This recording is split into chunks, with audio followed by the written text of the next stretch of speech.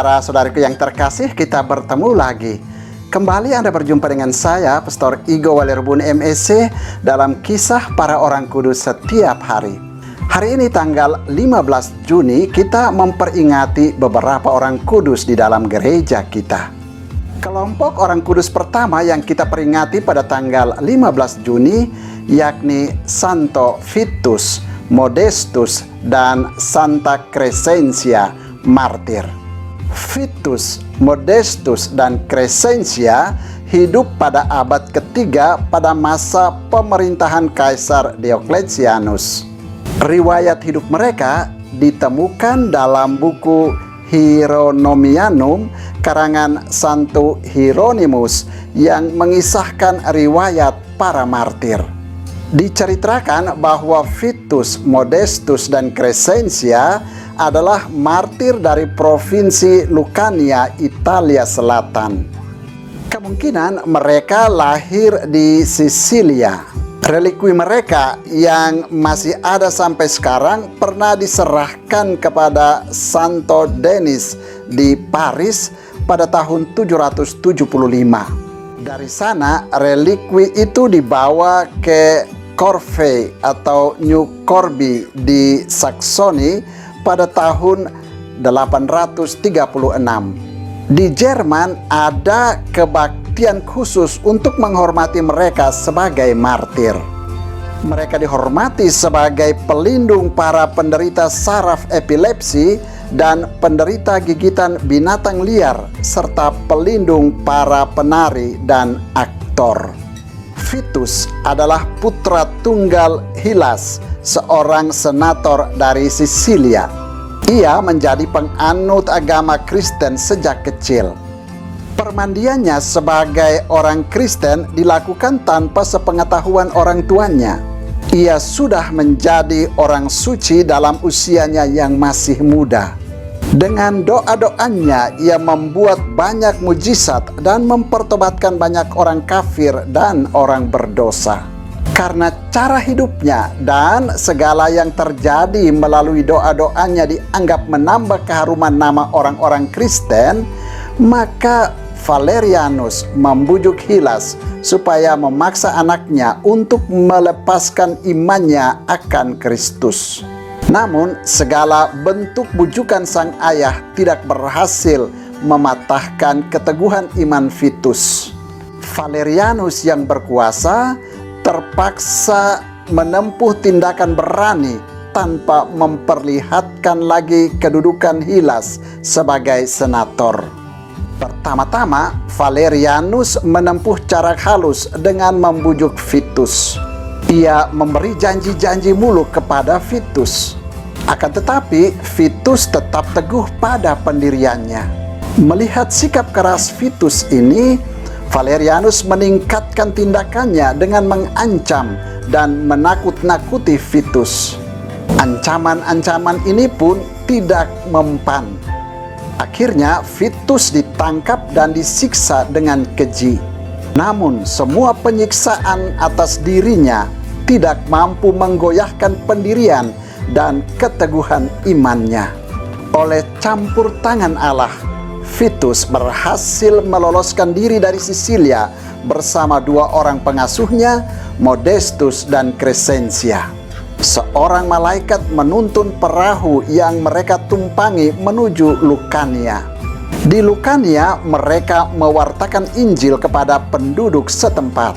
Kemudian mereka pergi ke Roma. Di sana, Vitus menyembuhkan putra Kaisar Diocletianus. Meskipun demikian, Diocletianus memaksanya untuk menyembah berhala. Pemaksaan ini ditolak Vitus dengan tegas. Oleh karena itu, bersama Modestus dan Crescencia, Vitus disiksa dengan berbagai cara. Mereka dimasukkan ke dalam bak air yang mendidih dan kemudian dilemparkan ke sarang singa. Akan tetapi Tuhan tetap melindungi hamba-hambanya itu.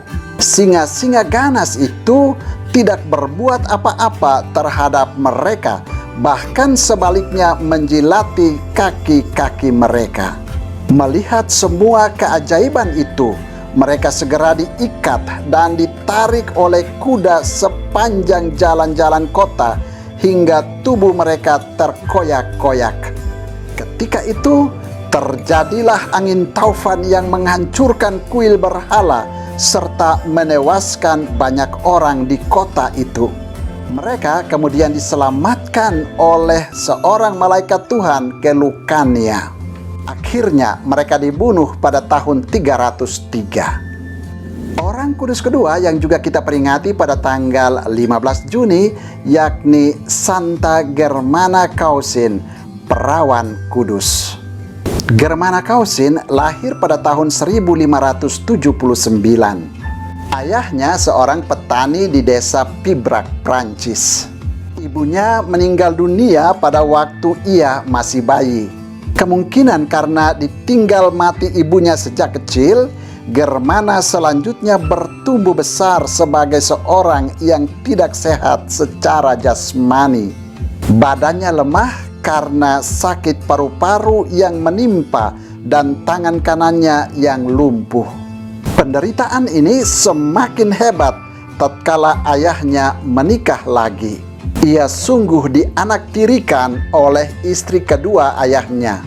Ia diperlakukan bukan sebagai anak, tidak diperbolehkan bergaul dengan adik-adiknya. Tempat tidurnya di kandang domba atau di sudut bawah tangga rumah. Ia dibiarkan kedinginan dan kelaparan. Padahal sehari-hari ia dengan tekun menjaga domba-domba ayahnya. Meskipun ia menanggung penderitaan yang hebat, hatinya yang hampa kasih sayang duniawi manusia diisi Tuhan dengan cinta kasih dan penghiburan ilahi. Germana yang sehari-hari bertugas menjaga domba-domba di padang rumput, rajin merayakan misa kudus dan rajin berdoa setiap hari. Apabila tidak ada orang yang menggantikan dia menjaga domba-domba, ia meninggalkan saja domba-domba itu di padang rumput agar bisa menghadiri perayaan misa kudus untuk menyambut tubuh Tuhan. Ia yakin bahwa Tuhan akan memelihara dia dan melindungi dia dari segala yang jahat. Selain rajin berdoa dan mengikuti perayaan misa kudus, ia juga rajin mengumpulkan anak-anak sekolah dan bercerita kepada mereka tentang Yesus dan Bunda Maria. Germana meninggal dunia pada tahun 1601 tatkala berusia 22 tahun. Peristiwa kematiannya tidak diketahui siapapun, termasuk anggota keluarganya. Pagi-pagi sekali ia ditemukan di atas tempat tidurnya di bawah tangga rumah dalam keadaan tidak bernyawa lagi. Kematiannya merupakan saat Allah menyatakan kesucian dirinya. Pada malam kematiannya, dua orang imam yang ada di daerah itu melihat pawai besar gadis-gadis menuju rumah Germana. Gadis-gadis ini kembali bersama-sama dengan seorang temannya yang bermahkotakan bunga-bunga. Keesokan harinya, kabar kematian Germana sampai kepada imam-imam itu. Peristiwa ajaib ini adalah peristiwa pertama yang ditunjukkan Allah untuk menandakan kesucian Germana kepada orang di sekitarnya. Selama 43 tahun, tidak ada lagi peristiwa luar biasa yang terjadi di atas kubur Germana. Ketika seorang anggota keluarganya meninggal dunia, kuburan keluarga itu dibuka lagi. Betapa heran orang-orang yang datang ke kubur Germana. Mereka mendapati jasad Germana masih terbaring dalam keadaan utuh dan segar. Sejak itu, banyak terjadi mujizat di kubur Germana. Pada tahun 1867, Germana dinyatakan kudus oleh karena kesabarannya menanggung penderitaan sebagai anak tiri. Orang kudus ketiga yang juga kita peringati pada tanggal 15 Juni yakni Beata Paula Gambara Costa, pengaku iman. Paula lahir di Brescia, Italia pada tahun 1473 dari sebuah keluarga kaya raya. Sejak kecil ia sudah tertarik pada hal-hal kerohanian yang menjadi kewajiban imannya. Pada usia 12 tahun, ia menikah dengan Ludovico Cantonio Costa, seorang pemuda bangsawan. Ia amat rajin berdoa, merayakan Ekaristi, serta penuh cinta pada suaminya. Tuhan menganugerahkan kepadanya kecukupan dalam kebutuhan hidup sehari-hari, sebagaimana dialami oleh Nabi Elisa, dan semangat kedermawanan seperti Santa Elizabeth Hungaria. Ia menjadi anggota Ordo Ketiga Santo Fransiskus dan banyak melakukan tanda-tanda heran. Paula wafat pada tanggal 31 Januari tahun 1515 pada usia 42 tahun. Orang kudus keempat yang juga kita peringati pada tanggal 15 Juni yakni Santo Vladimir, pengaku iman. Raja Santo Vladimir pertama adalah pangeran Kristen pertama dari negara Kiev, Rusia Selatan, Slavia Timur. Ia memerintah antara tahun 980 sampai 1015. Cucu Santa Olga ini dihormati sebagai santo pelindung Rusia. Ia lahir di Kiev kira-kira pada tahun 956. Sejak kecil, ia dididik serta dibesarkan dalam lingkungan dan adat istiadat kafir. Nenek Olga terus-menerus memengaruhi dia agar menjadi Kristen. Sepeninggal ayahnya, Pangeran Sviatoslav dari Kiev, Vladimir terlibat dalam pertikaian hebat dengan kedua adiknya laki-laki untuk memperebutkan hak kepemimpinan atas negara Kiev. Pada tahun 980, ia mengambil alih ibu kota Kiev dan memaksakan kekuasaannya pada kedua saudaranya.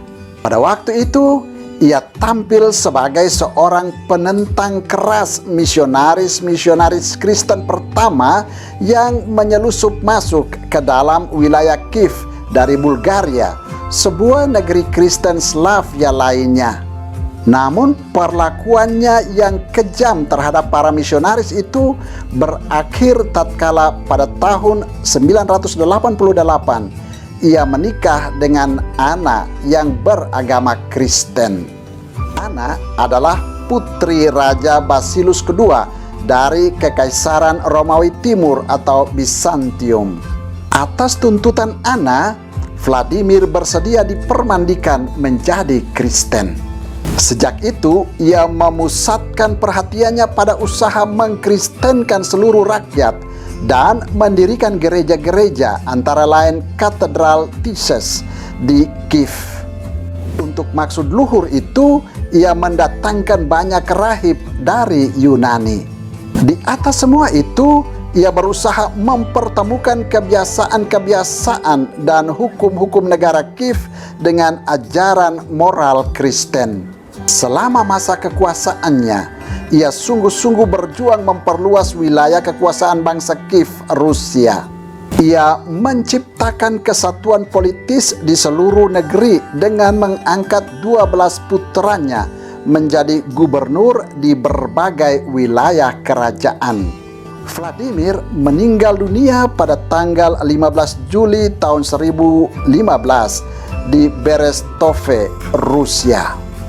Dua orang putranya, yaitu Boris atau Romanus dan Gleb atau David, dibunuh sebagai martir pada waktu terjadi pemberontakan dari orang-orang kafir.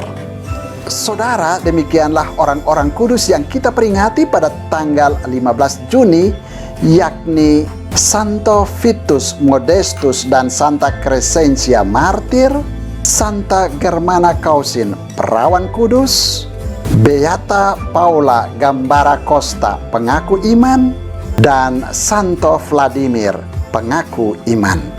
Santo Vitus Modestus, Santa Crescencia, Santa Germana Kausin, Beata Paula Gambara Costa, dan Santo Vladimir. Doakanlah kami. Tuhan memberkati.